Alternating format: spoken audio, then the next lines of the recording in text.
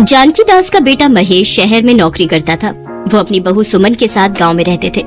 महेश की शादी को 1 साल हुआ था। शादी के तुरंत बाद ही महेश को काम मिल गया तो उसे शहर जाना पड़ा। महेश अक्सर अपनी पत्नी से फोन पर बात कर लेता था। हेलो, हाँ आ रही है मुझे आवाज। और तुम ठीक ठाक पहुँच गए? मैंने तुम्हें मटरी बना कर दी थी, वो रोजाना चाय के साथ खा लिया करना। और जैसे ही घर का प्रबंध होता है तो मुझे बता देना, मैं गाड़ी पकड़ कर आ जाऊंगी। सुमन, अभी यहाँ कमरे का किराया बहुत ज्यादा है, थोड़ा पैसा जोड़ लूं। अच्छा, पिताजी तुम्हारे आसपास ही हैं, जरा बात तो करवाना। वो मेरी चिंता में होंगे कि मैं पहुँचा हूँ या नहीं। अभी बाजार गए हैं। अच्छा, अब दोबारा छुट्टी कब होगी मुझे पहले ही बता देना, ताकि मैं तुम्हारे लिए कुछ खाने पीने की बढ़िया चीजों का इंतजाम कर सकूं। इस बार तो सिर्फ तुम 2 दिन के लिए आए थे, अब की बार 1 हफ्ते की छुट्टी लेकर आना। सुमन फोन रख देती है। बहू, मैं तो घर पर ही था। तुमने महेश को झूठ क्यों बोला? और तुम ये तैयार होकर कहाँ जा रही हो? अपने काम से काम रखो, बाजार जा रही हूँ सब्जी लेने। शाम की रोटी का इंतजाम करना है या नहीं? फिर रात को बोलोगे कि कुछ खाने को नहीं बनाया। आ जाऊंगी थोड़ी देर में। रोजाना इसका यही काम है, जब देखो घर से बाहर रहती है, पता नहीं कहाँ जाती है। सच्चाई तो ये थी कि सुमन के रोशन नाम के एक लड़के के साथ नाजायज संबंध थे और वो उसी लड़के से मिलने के बहाने रोजाना घर से चली जाती थी। अरे, कितनी देर लगा दी तुमने आने में? हैं? कब से तुम्हारा इंतजार कर रहा था जाने मन। क्या करूं मैं भी, वो बुढ़ा ससुर मुझे घर से निकलने नहीं देता। ऊपर से महेश भी बार बार फोन करता रहता है। उसने भी मेरी जिंदगी खराब की हुई है। पता नहीं कहाँ से इन गरीब भिखारियों के घर शादी हो गई है। जब देखो हर चीज को तरसती रहती हूँ। पता नहीं इन लोगों से कब पीछा छूटेगा। मुझे लगता था इन लोगों के पास कुछ होगा, इसीलिए मैंने मामी को इनसे शादी के लिए हाँ कह दी थी। पर ये लोग तो बिल्कुल भिखारी हैं, इनके पास कुछ भी नहीं है। अरे तो कोई बात नहीं, तुम्हारी सारी कमी मैं पूरी कर दूंगा। ये देखो, मैं तुम्हारे लिए शहर से क्या लाया हूँ।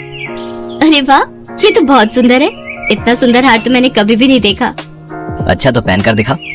अब तो रोजाना ही ऐसा होने लगा। सुमन अब बहुत ज्यादा खुल गई थी। वो अक्सर ही घर से बाहर रहती थी। महेश फोन करता तो भी वो फोन काट देती। एक दिन जानकी दास घर पर नहीं था। सुमन ने रोशन को पीछे से घर बुला लिया। आज तुम्हारा बुढ़ा ससुर घर पर नहीं है क्या? कहाँ भेज दिया उसे? कहीं ऊपर तो नहीं भेज दिया है? इतनी अच्छी किस्मत नहीं है मेरी। अपने भाई से मिलने गए हैं, बोल रहे थे शाम तक लौटेंगे, इसलिए मैंने सोचा कि आज तुम्हें ही घर पर बुला लेती हूँ। इससे अच्छा मौका और नहीं मिलेगा। चलो फिर बोतल खोलते हैं, मैं मुर्गा भी लाया हूँ। मैंने कब से मुर्गा नहीं खाया, मेरे तो मुंह में पानी आ रहा है। तुम बैठो, मैं अभी ग्लास और प्लेट लेकर आती हूँ। रोशन और सुमन उस दिन खूब शराब पीते हैं। दोनों नशे की हालत में बिस्तर पर लेटे हुए थे। तभी जानकी दास आ जाता है और दोनों को उस हालत में पकड़ लेता है। ये सब क्या हो रहा है सुमन बहू?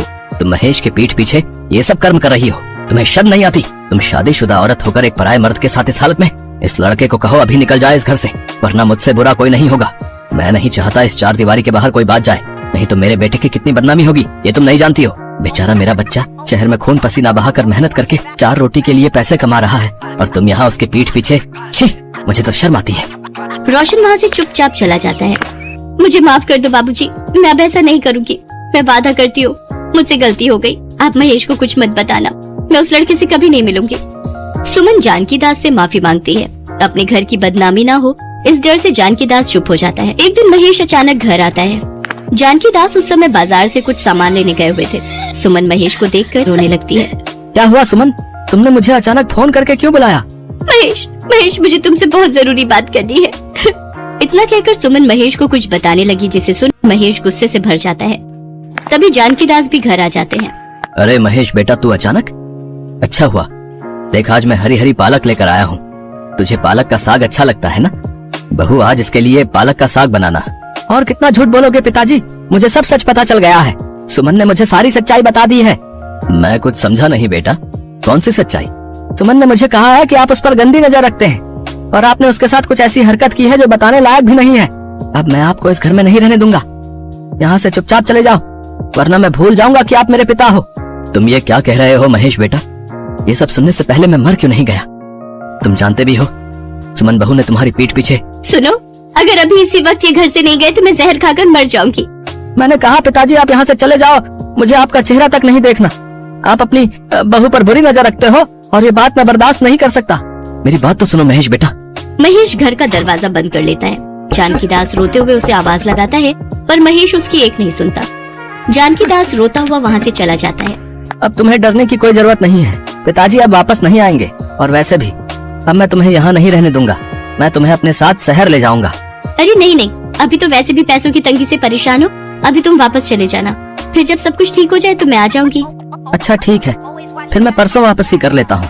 सुमन के रास्ते का एक कांटा उसके ससुर को वो घर से निकलवा चुकी थी। अब वो चाहती थी कि जल्दी से जल्दी महेश शहर लौट जाए ताकि वो बेफिक्र होकर रोशन से मिलती रहे।